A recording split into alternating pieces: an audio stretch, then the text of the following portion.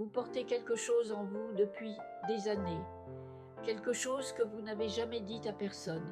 Je veux vous parler, parce que j'ai attendu 40 ans, et aujourd'hui je comprends ce que cette attente m'a vraiment coûté.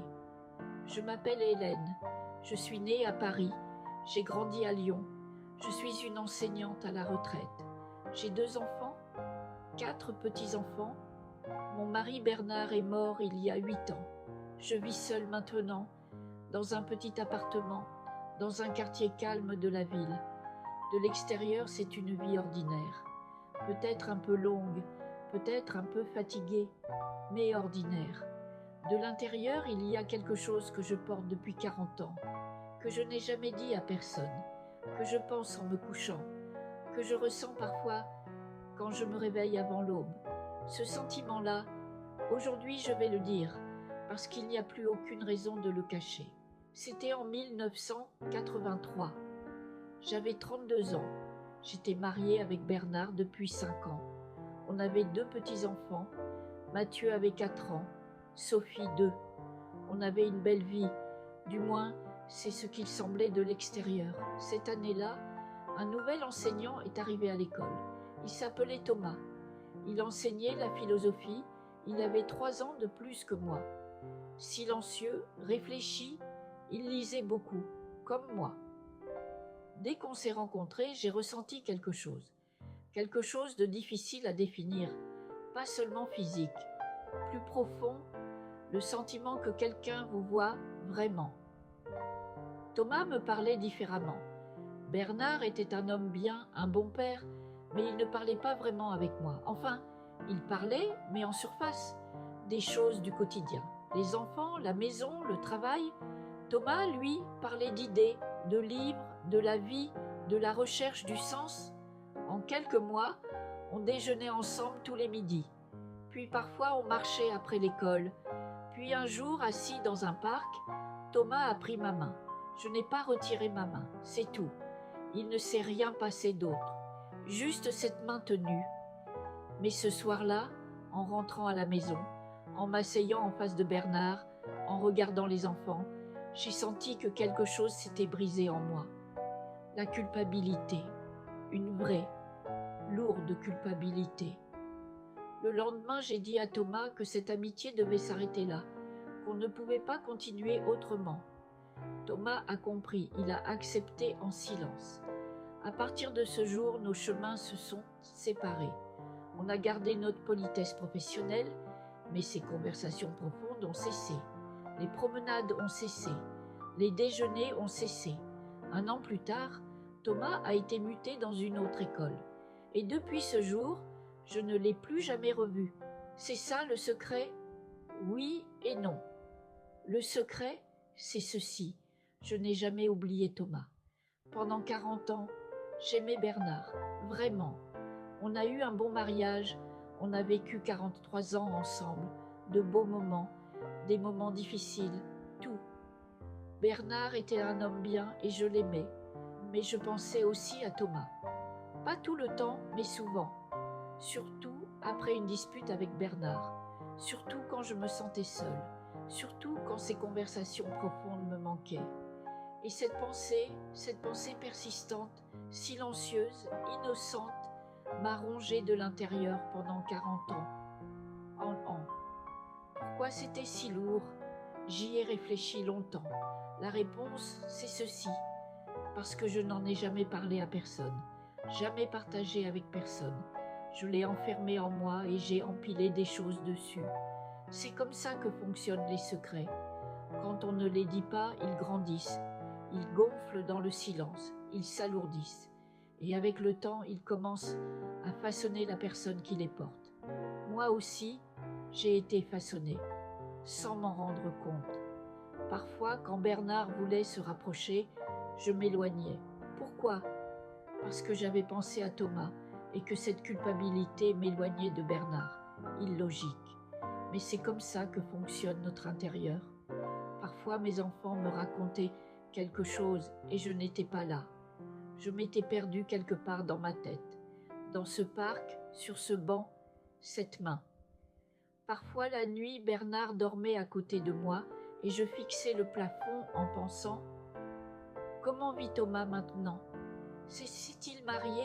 Est-il heureux? Enseigne-t-il encore la philosophie? Je n'ai jamais pu le savoir. » Après la mort de Bernard, dans les premiers mois de solitude, j'ai pensé à chercher Thomas. Absurde, n'est-ce pas? Mon mari venait de mourir, et moi je pensais à l'homme qui avait tenu ma main dans un parc 40 ans plus tôt. Mais j'y ai pensé, je ne vais pas le nier, je l'ai cherché sur Internet, j'ai tapé son nom. Quelques résultats sont apparus, mais je ne savais pas si c'était mon Thomas. Puis un jour, une ancienne collègue a appelé. En discutant, j'ai glissé le nom de Thomas, comme ça, comme si ce n'était pas important. Je me demande ce qu'est devenu Thomas, ai-je dit, ce professeur de philosophie. Ma collègue a gardé le silence un instant, puis elle a dit « Tu ne sais pas? Thomas est mort il y a 2 ans, une crise cardiaque. » Après avoir accroché, je suis restée assise longtemps. Est-ce que j'ai pleuré? Oui, mais je ne savais pas exactement pourquoi. Pour Thomas? Pour quelque chose que j'avais perdu? Ou parce que je venais de comprendre que la question que je portais depuis 40 ans n'aurait jamais de réponse? Un peu de tout peut-être. Après ce jour, quelque chose a changé en moi. Le poids du secret n'a pas changé. Il est toujours là, mais il a changé de forme. Avant, ce secret était une culpabilité, une honte, le sentiment d'avoir mal fait quelque chose. Maintenant, c'est plutôt une tristesse, la tristesse de quelque chose d'inachevé, la tristesse des choses que je n'ai jamais pu dire à Thomas, des choses que je n'ai jamais pu dire à Bernard non plus, parce que je n'ai pas pu le dire à Bernard non plus, jamais. Pendant 35 ans que cette pensée existait, que je n'arrivais pas à chasser cet homme de ma tête, que c'est pour ça que je m'éloignais parfois, que je me perdais parfois. Peut-être que j'aurais dû le dire, peut-être que non. Je ne sais pas. Mais je sais ceci, porter ce poids était épuisant. Ma fille Sophie m'a posé une question l'année dernière. On parlait d'autre chose, puis soudain elle s'est retournée et elle a dit « Maman, je me suis toujours demandé, tu étais vraiment heureuse avec papa ?» J'ai été surprise. Je n'attendais pas cette question. Oui, ai-je dit, oui, on était heureux.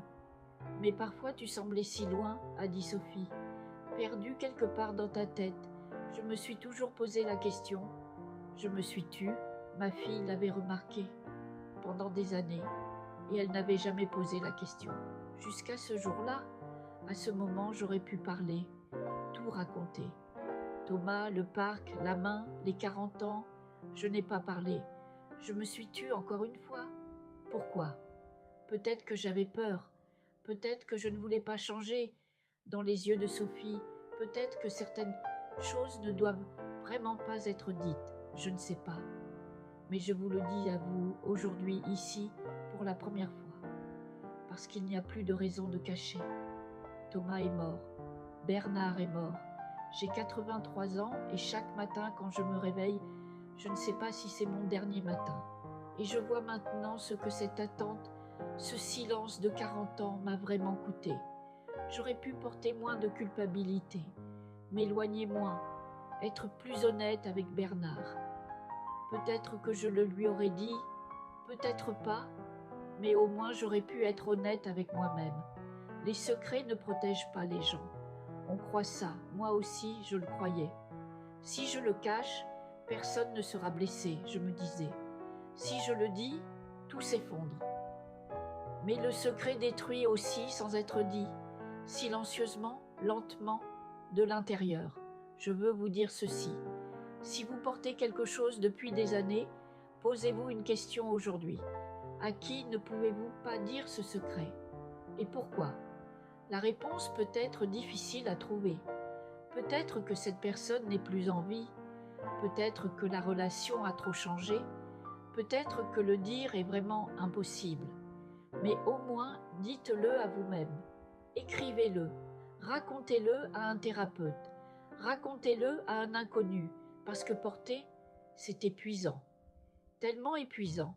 Et un jour, comme moi, Un matin à 83 ans, vous verrez que ce secret n'a plus aucun sens. Mais vous ne pourrez pas récupérer l'énergie dépensée à le porter. Moi, je ne peux pas la récupérer. Quand je pense à Thomas maintenant, je ne ressens plus de culpabilité. Je pense juste à ce banc, à ces conversations, à ce sentiment que quelqu'un me voyait vraiment. Et quand je pense à Bernard, l'homme bien, l'homme patient, l'homme avec qui j'ai partagé 43 ans, je pense ceci. J'aurais voulu être moins loin. J'aurais voulu être là au lieu de porter ce poids. Vraiment là. Peut-être que j'aurais été une meilleure épouse. Peut-être. Mais le temps des peut-être étant passé. Il ne reste que la compréhension. Et la compréhension, même tardive, donne quelque chose.